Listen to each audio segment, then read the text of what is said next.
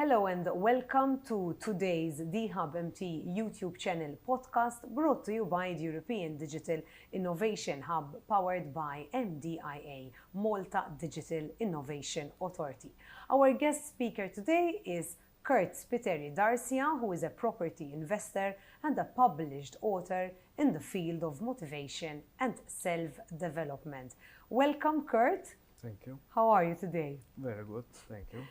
I would ask you to share with us, if I may, what your personal experiences have led you to choose such a career in this specific sector, the property investment. Well, I have always been a very creative person, and property was a way for me to show my creativeness.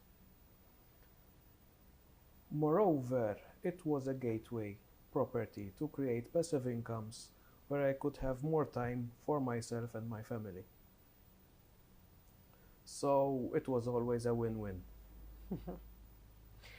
I think when you look at it, and as you described it, that is one of the plus in entrepreneurship besides all the other challenges faced.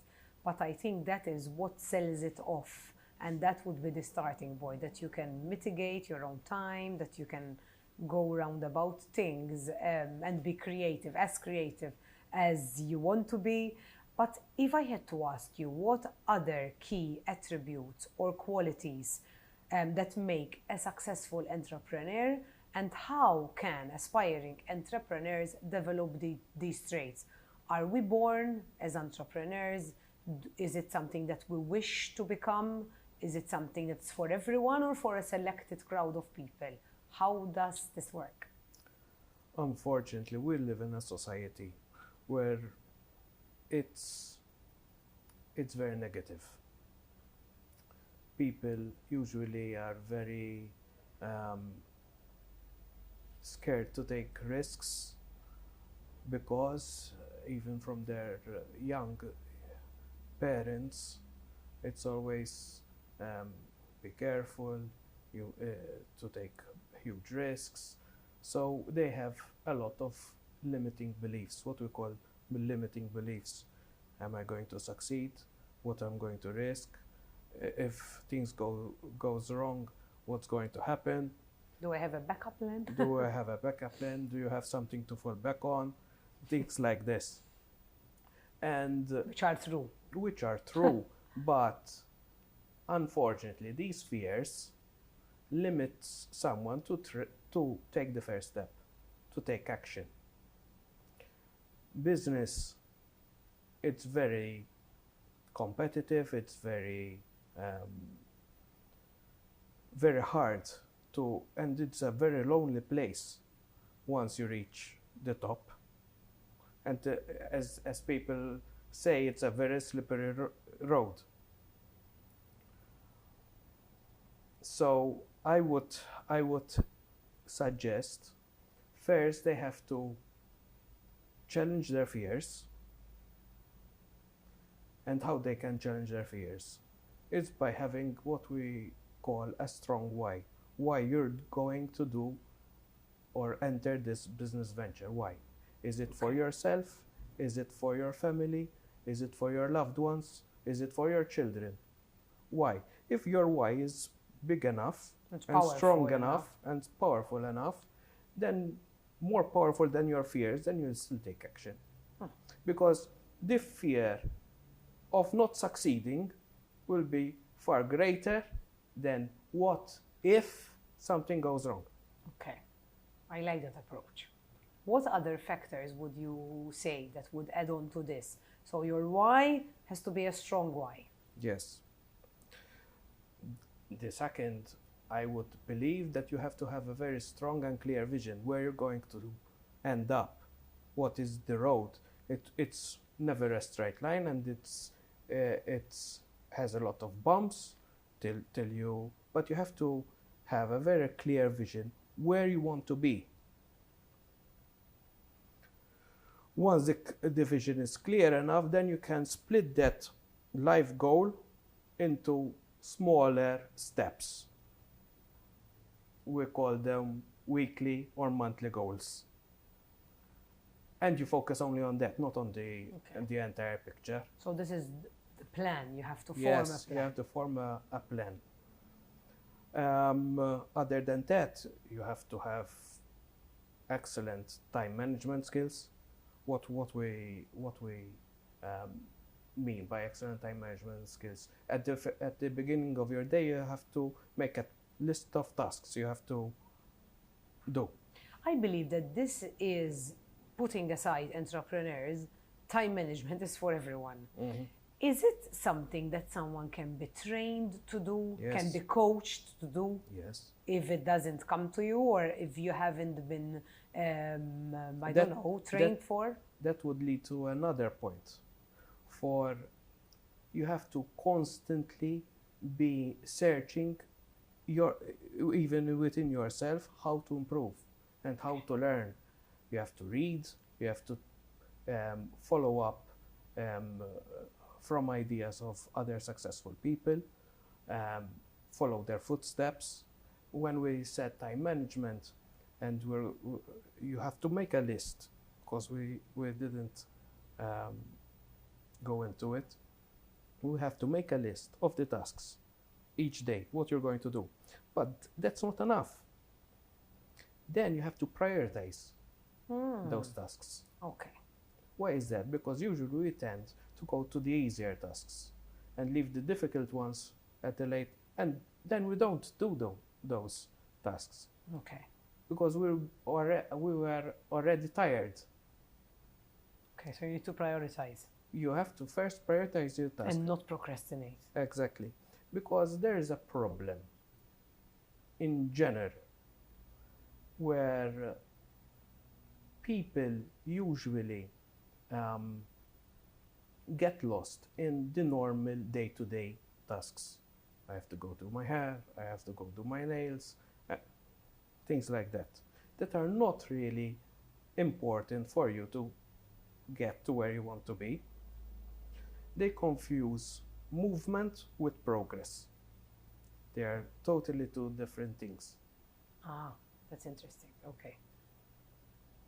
So that doesn't mean if I'm moving, it doesn't mean I'm doing progress. You can tell me that your life is so full, you have so many things to do. But when I ask you or ask someone, but what are the important things that are making a difference, a change in your life, that are helping you reach your targets? What are those? Have you done those? No, because I have to go take the kids to the school, and then it comes to delegation, Which is another important. which is another important point. Okay. The secret to any successful business is the knowledge on how to delegate work. If you have a restaurant or a shop and you're constantly in the kitchen, that's not a successful business. You can be earning a lot of money, but you're still locked up in the kitchen all your life. Okay. Let's move on into sharing some insights on the latest trends and other emerging opportunities in the, obviously, entrepreneurial landscape, particularly in the context of innovation and startup businesses, because it's what we focus on here during these podcasts, the startup, the innovations. What would you say are the latest trends? So, latest trends. In reality, any business can be a latest trend from today to tomorrow. Okay. I mean, if you have a concept where it's something new or it's something that you can do that service faster, that's innovative. So, but what are the areas of businesses that people are really focused on these days? Maybe you're asking me. For sure is the environment one of them. Many people are focused on the environment and the impact we're having. Another is energy, which goes hand to hand with the environment, because we get energy from the environment.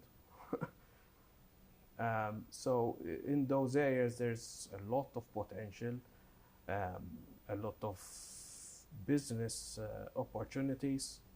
But you have to, what I would suggest is, don't try to enter businesses that you don't really understand. Okay, so you have to have a passion, you have to have a knowledge for that sort of industry. I tried many businesses that I thought would be successful because it was the trend, but it wasn't me. Okay.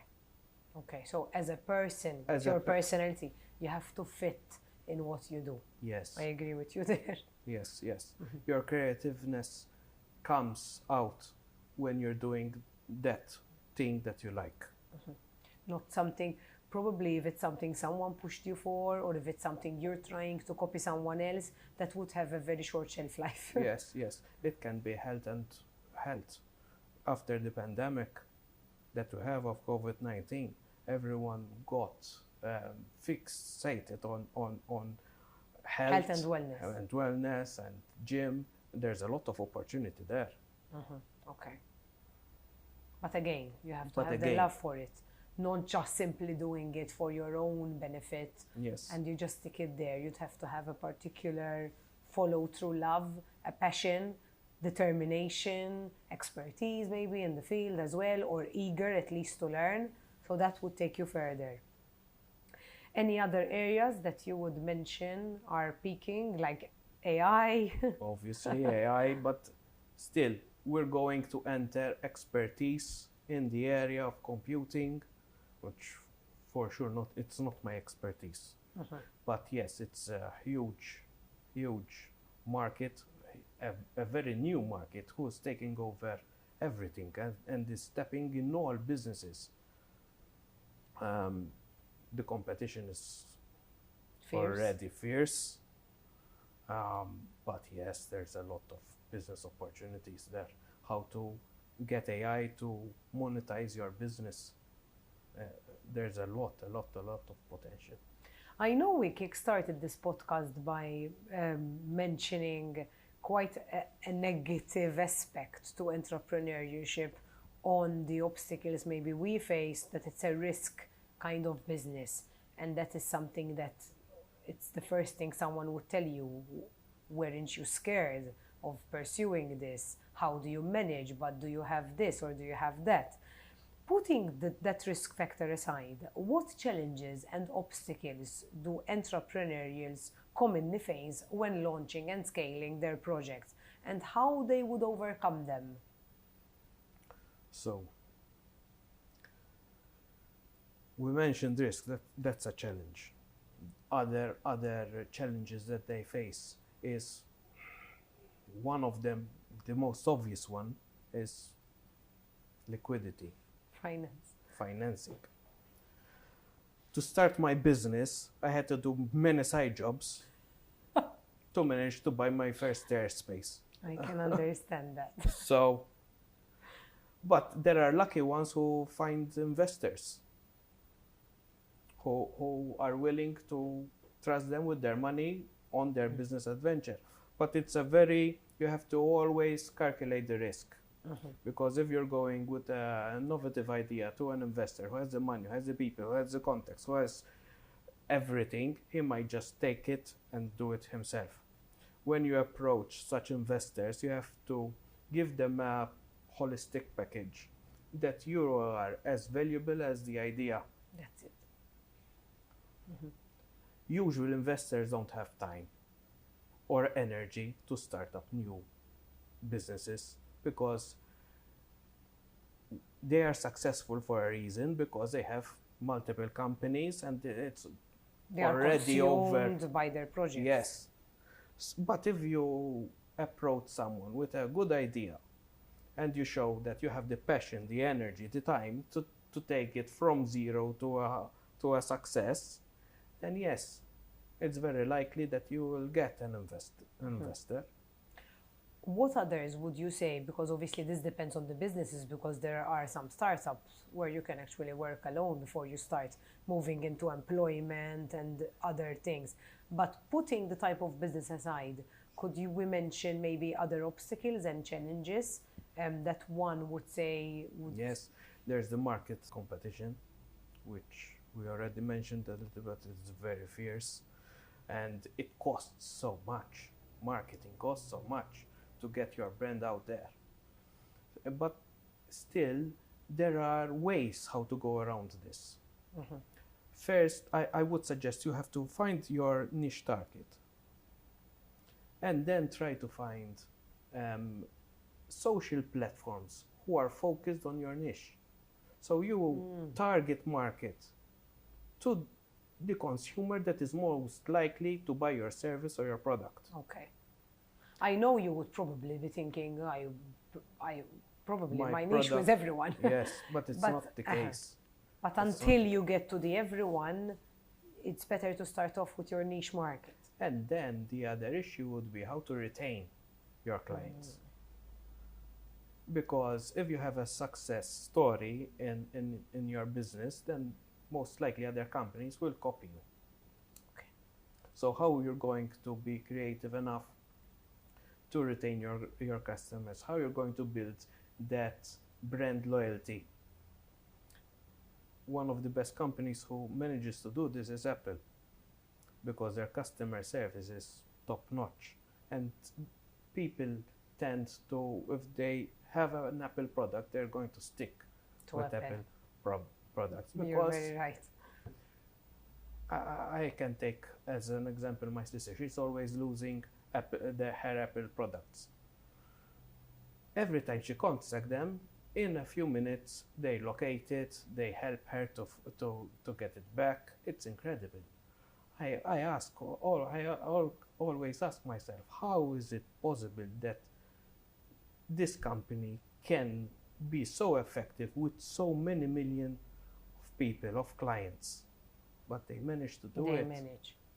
They manage to do it. You're paying the price, but at least it's a very good service and a very good product. And you have to build that loyalty. The customer acquisition and also the retention. Yes. Because it's still, many a time we focus on the customer acquisition and then we stop there.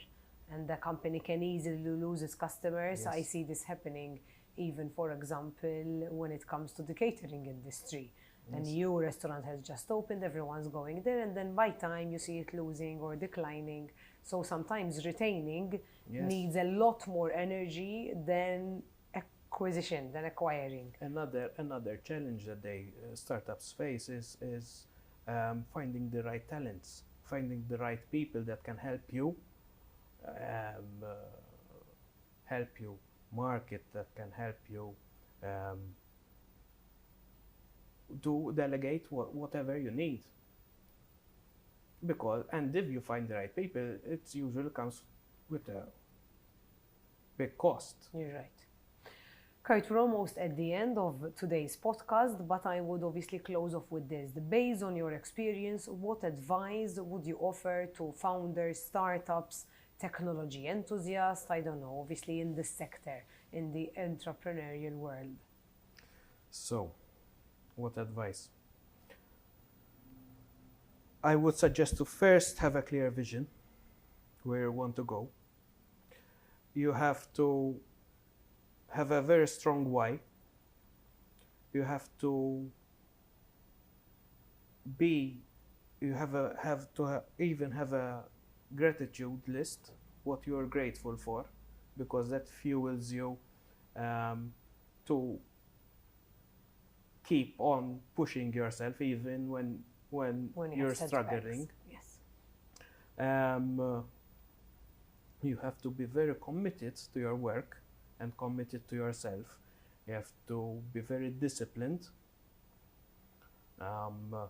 and you have to, what I like to say, build positive habits. We're all human. We have a lot of habits. Most of them are negative. But if we can shift our habits into positive ones that actually make a difference, being on time, managing our finances, knowing what's coming in and what's going out. Okay. If we manage to build those, always learning, reading books, every successful CEO reads at least 30 books a year. At least. these are positive habits. No one likes to do them. You like to go watch a movie and have fun. Not everyone likes to Sit quietly and constantly read a book. constantly educate himself. But if you build positive habits, those can affect all your life and will lead you to eventually succeed. You'll get a lot of failures, obviously, but by learning from those failures and applying to and always shifting your habits into positive ones, you'll eventually strike gold. Yes, I think, and ending on that note is, many a time entrepreneurship can start from your own home, Yes. from the environment you live in, because You if don't you need can anything manage else. your environment, and if you apply these habits and time management and all these skills within your own home, then I think you can obviously move forward to an entrepreneurial world. So many times don't think that these skills or these attributions are not reachable, because they're very reachable, and they might be within your reach and you're not even seeing that they're so reachable to you. It was a pleasure having you. Thank you so much for being with us today. And that was Kurt Spiteri Darcia. Thank you for watching us today.